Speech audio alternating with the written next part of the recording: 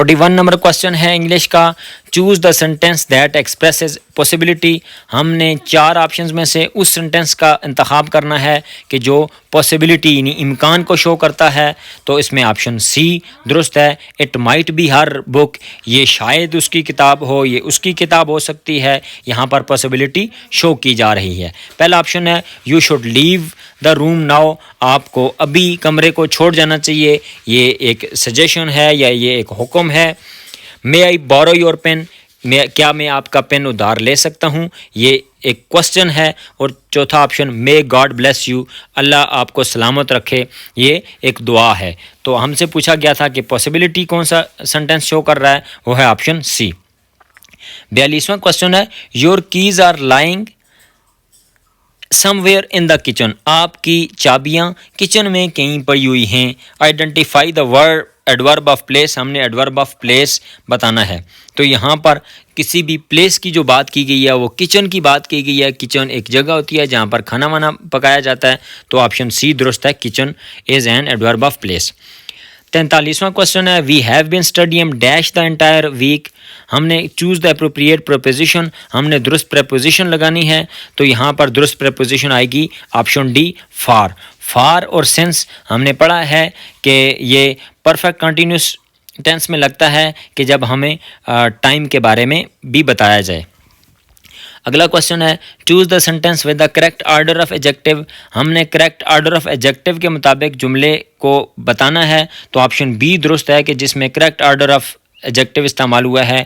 I bought a pair of nice new red rain boots. अब ये जो boots हैं, बूट्स की हम देख रहे हैं कि 4 खुसूसियात बताई गई हैं, नाइस, न्यू, रेड और रेन।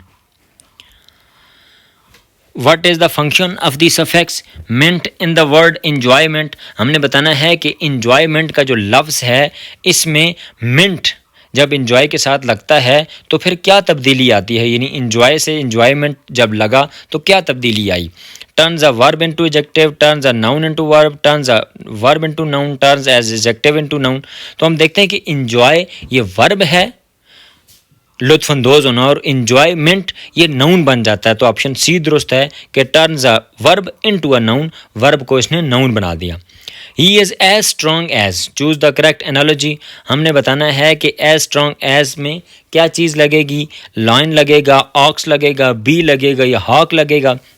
तो इसमें ऑप्शन बी दुरुस्त है, he is as strong as ox, वो ऑक्स यानी बैल की तरह मजबूत है।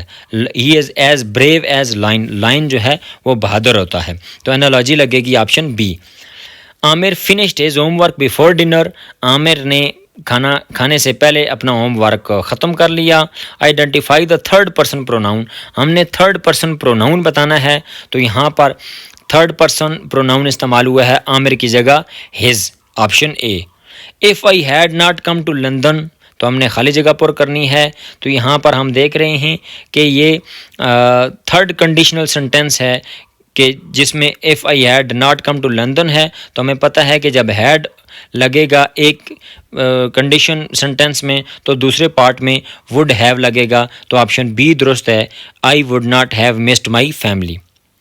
49 नंबर क्वेश्चन है if tan theta is 1 then sin theta is equal to what when theta lies in third quadrant, जब sin थीटा और tan थीटा की वैल्यू हमने बतानी है कि जब ये दोनों थर्ड क्वाड्रेंट में हों तो tan थीटा 1 हो तो sin थीटा होता है ऑप्शन सी -1/√2।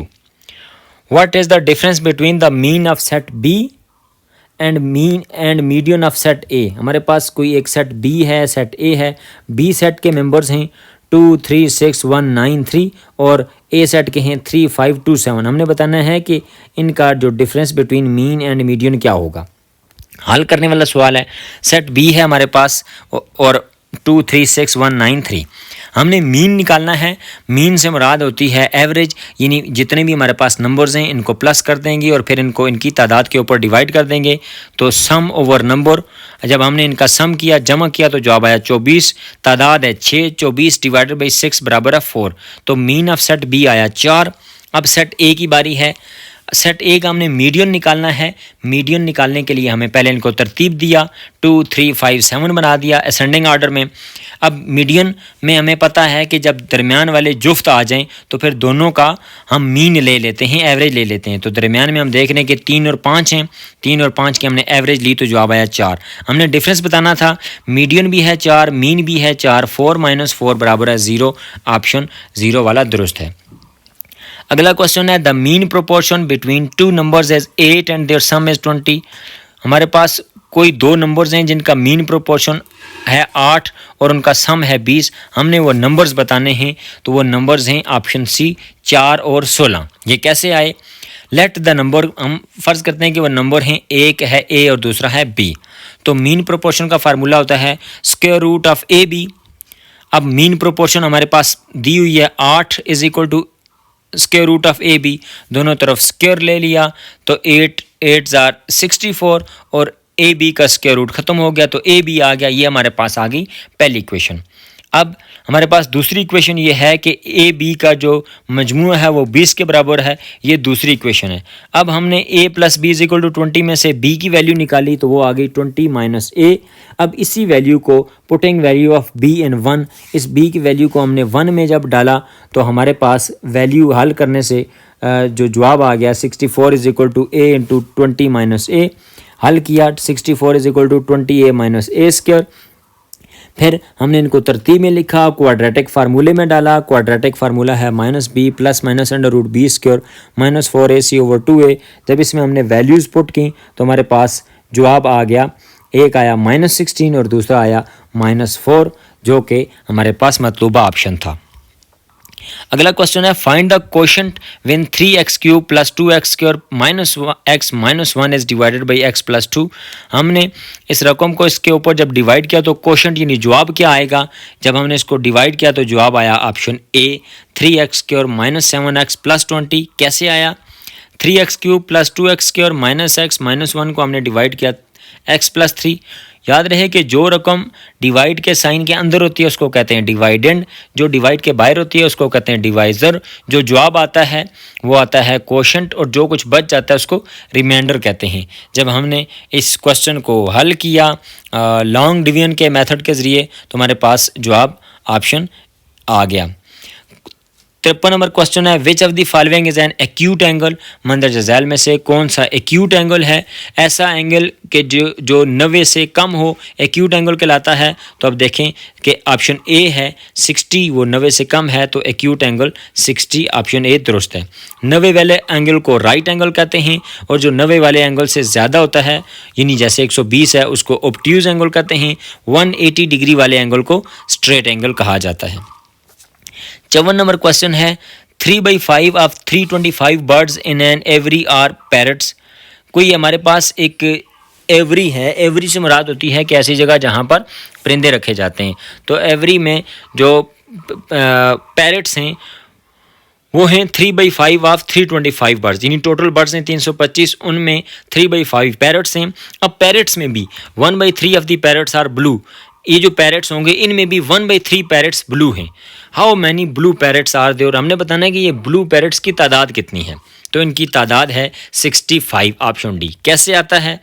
पैरट्स हैं हमारे पास 3/5 ऑफ 325। हमने जब इनको हल किया सिंप्लीफाई किया 1 5 is 5, 65 5s are 6, 325, 3 को 65 से मल्टीप्लाई किया तो हमारे पास जवाब आया 195, यानी पैरट्स की टोटल तादाद है 195। अब ब्लू पैरट्स हैं 1/3 तो हमने 1/5 ऑफ 195 मालूम किया। 1 3 is 3 और 65 3s are 195 होता है तो हमारे पास 65 ब्लू पैरट्स हैं। What is the solution of the equation 5 + 4 × 3x - 1 is equal to 3 × 2x - 3 - 2। जब हमने इसको सिंप्लीफाई किया तो हमारे पास जवाब आया -2। कैसे आया? 5 + 4 × 3x - 1 ये लेफ्ट हैंड साइड है, राइट हैंड साइड है 3 × 2x - 3 - 2। लेफ्ट हैंड साइड को जब हमने हल किया तो 5 प्लस एज इट इज़ 4 दोनों के साथ मल्टीप्लाई होगा तो 4 3s are 12x - 1 4 is 4। अब इसी तरह 3 दोनों के साथ मल्टीप्लाई होगा 3 2s are 6x - 3 3s are 9 और -2 एज इट इज़। 5 में से 4 हमने निकाले लेफ्ट हैंड साइड की तरफ तो 1 जमा 12x हो गया is equal to 6x as it is -9 -2 बनता है -11। 12x ये x वाली रकम है तो हमने राइट वाली तरफ जो 6x थी उसको हम लेफ़्ट की तरफ लेकर आए तो वो +6x -6x बन गया इज इक्वल टू का साइन हमने लगाया। -11 पहले भी राइट की तरफ था, अब भी राइट की तरफ है। ये जो +1 था लेफ़्ट की तरफ से हमने उसको उठाया तो वो बन गया -1। 12x में से 6x निकाला तो 6x is equal to -11 -1 is equal to -12। x की वैल्यू आ जाएगी -12 डिवाइडेड बाई 6 जो कि है आप x बराबर है -2। अगला क्वेश्चन है the sum of two numbers is 35। कोई भी दो नंबर हैं उनका मजमुआ 35 है। If one exceeds the other by 7, अगर एक नंबर दूसरे से 7 बड़ा है, यानी एक नंबर दूसरे से 7 अदद बड़ा है, फाइंड द नंबर, तो हमने वो नंबर्स बताने हैं। तो वो नंबर हैं 14 और 21, ऑप्शन ए। कैसे आया? Suppose first number is x, तो फिर सेकंड नंबर क्या होगा? चूंकि पहले नंबर से दूसरा नंबर 7 बड़ा है तो इसलिए सेकंड नंबर हो जाएगा x + 7। अब हमें दिया हुआ है कि sum of two number is 35, इसका मतलब है x + 7 is equal to 35। x and x 2x + 7 is equal to 35 and 2x is equal to 35 - 7, 2x is equal to 28 और x इज इक्वल टू 14। ये आ गया फर्स्ट नंबर। सेकंड नंबर क्या आएगा? 14 पहला number है तो दूसरा नंबर चूंकि 7 बड़ा है तो 14 + 7 बराबर है 21।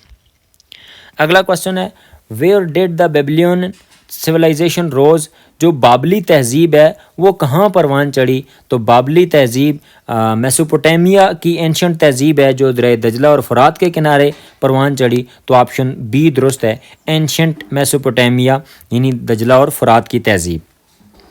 58 नंबर क्वेश्चन है who inspired Alexander to conquer India by describing it as an outstanding monarchy. Alexander को किसने ये कहा कि इंडिया एक बेहतरीन मोनार्की है और आप को उससे फतह करना चाहिए, उसे कंकर करना चाहिए? तो अलेक्जेंडर इंस्पायर हुआ था अपने उस्ताद अरिस्टोटल यानी उरस्तु से कि उरस्तु ने उसको बताया था कि इंडिया एक आउटस्टैंडिंग मोनार्की है। तो ऑप्शन बी दुरुस्त है। How often are general elections held in Pakistan? Pakistan में जो जनरल इलेक्शंस हैं वो कितने सालों के बाद मुनक्कद होते हैं? पाकिस्तान में जनरल इलेक्शंस 5 सालों बाद, यानी ऑप्शन बी दुरुस्त है। In which year did the Hindus withdraw their support from the Khilafat movement? किस साल हिंदुओं ने खिलाफत मूवमेंट से अपनी सपोर्ट को ख़त्म कर दिया था? तो ये ऑप्शन सी 1922 में हिंदुओं ने अपनी सपोर्ट को विड्रॉ कर लिया था। खिलाफत मूवमेंट 1919 में शुरू हुई थी। मौलाना मोहम्मद अली जोहर, मौलाना शौकत अली जोहर जैसे लोग इसकी क़यादत कर रहे थे और 1922 में जब चोरा चोरी का मामला हुआ तो फिर गांधी ने सिविल नाफरमानी की तहरीक शुरू की और फिर 1922 में खिलाफत मूवमेंट की सपोर्ट ख़त्म हो गई। 61 नंबर क्वेश्चन है when did Indian forces inter east Pakistan and start attacking Pakistani post? East Pakistan में कब इंडियन फोर्सेस ने पाकिस्तानी पोस्ट के ऊपर हमले करना शुरू किए? तो ये बात है नवंबर 1971 की। नवंबर 1971 ऑप्शन बी दुरुस्त है। How many Muslim countries participated in the first OIC summit in 1969? पहली OIC समिट में जो 1969 में हुई थी उसमें कितने मुस्लिम ममालिक ने शिरकत की थी? तो ऑप्शन सी 24 ममालिक इसमें दुरुस्त ऑप्शन है। याद रहे कि जो पहली OIC की समिट जो 1969 में मराकश के शहर रबात में हुई थी उसमें 24 मेंबर्स थे, बाद में ये मेंबरान बढ़ते रहे और आज ये 57 इस्लामी ममालिक पर मुश्तमिल मुसलमानों की सबसे बड़ी कॉरपोरेशन है। 63 नंबर क्वेश्चन है what is the name of the pact signed by Pakistan, Iran and Turkey in 1964? 1964 में पाकिस्तान, ईरान और तुर्की ने जो पैक्ट साइन किया था उसका नाम क्या था? उसका नाम था option B RCD, regional cooperation development. याद रहे कि 1964 में ये RCD थी और 1985 में इसका नाम तब्दील करके ऑप्शन ए यानी ECO रख दिया गया था, economic cooperation organization. 64 number question है, when did India attack the Pakistani borders in the 1965 war? 1965 की पाक भारत जंग में इंडिया ने पाकिस्तान की बॉर्डर्स पर कब हमला किया? यह है ऑप्शन सी 6 सितंबर 1965। 6 सितंबर 1965 को इंडिया ने पाकिस्तान पर हमला किया था और पाकिस्तानी अफवाज ने भरपूर जवाब दिया था इसका और दुश्मन के दांत खट्टे कर दिए थे और इसीलिए हम 6 सितंबर को यौम दिफा मनाते हैं। 65 नंबर क्वेश्चन है, who became prime minister after the February 2008 election? 2008 के आम इंतखाबात में कौन प्राइम मिनिस्टर बना था? 2008 के आम इंतखाबात में सैयद यूसुफ रज़ा गिलानी, ऑप्शन डी, वो प्राइम मिनिस्टर बने थे, जबकि आसिफ अली जरदारी ये पाकिस्तान के प्रेसिडेंट बने थे। 66 नंबर क्वेश्चन है, the formal teaching steps of clarity association assimilation and application were developed by? ये सारे के सारे जो स्टेप्स हैं ये ऑप्शन बी हर्बर्ट नामी एक एजुकेशनिस्ट था, उसने ये डेवलप किए थे। 67 नंबर क्वेश्चन है, identify the phase in the cyclic nature of teaching that focuses on assessing the current knowledge and needs of student as well as their readiness to learn. ये जो हमारा phase होता है कि जिसमें हम नॉलेज भी चेक करते हैं और नीड्स ऑफ स्टूडेंट्स भी चेक करते हैं, उसकी रेडीनेस भी चेक करते हैं, ये है ऑप्शन सी डायग्नोस्टिक फेज़ के जिसमें हम बच्चे की सलाहियतों के बारे में भी जांच रहे होते हैं। 68 नंबर क्वेश्चन है, the phase in teaching that focuses on arousing attention and providing stimulation to direct attention for selective perception of particular features is called. तो ऐसे फेज़ को हम ऑप्शन सी ओरिएंटेशन फेज़ कहते हैं कि जिसमें हम बच्चे की अटेंशन को देख रहे होते हैं और उसको देख रहे होते हैं कि उसके इंटरेस्ट कौन कौन से डेवलप हो रहे हैं।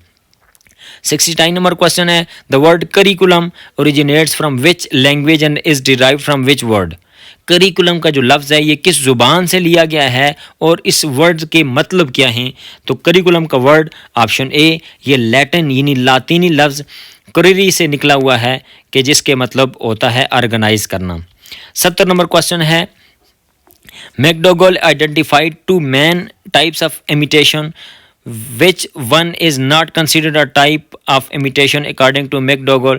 मैकडोगल ने दो किस्म की इमिटेशंस की किस्में बताई हैं, लेकिन जो ऑप्शन डी है ये एक उसकी टाइप नहीं है जो कि है ऑब्जर्वेशनल इमिटेशन। 71 नंबर क्वेश्चन है, concept attainment at this level means an individual recognizes an object when viewed from a different perspective और sensed in a new way after originally seeing it in the school. This level of school is, इस level of school को generalization यानी option B कहा जाता है।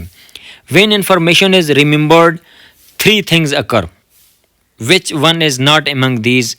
तो जब हम इंफॉर्मेशन को रिमेंबर करते हैं तो 3 चीज़ें होती हैं, स्टोरेज होती है, रिट्रीवल होती है, इनकोडिंग होती है। ऑप्शन सी यानी डिलीशन ऑफ इंफॉर्मेशन नहीं होती और हमसे यही पूछा गया है, तो option C is correct answer.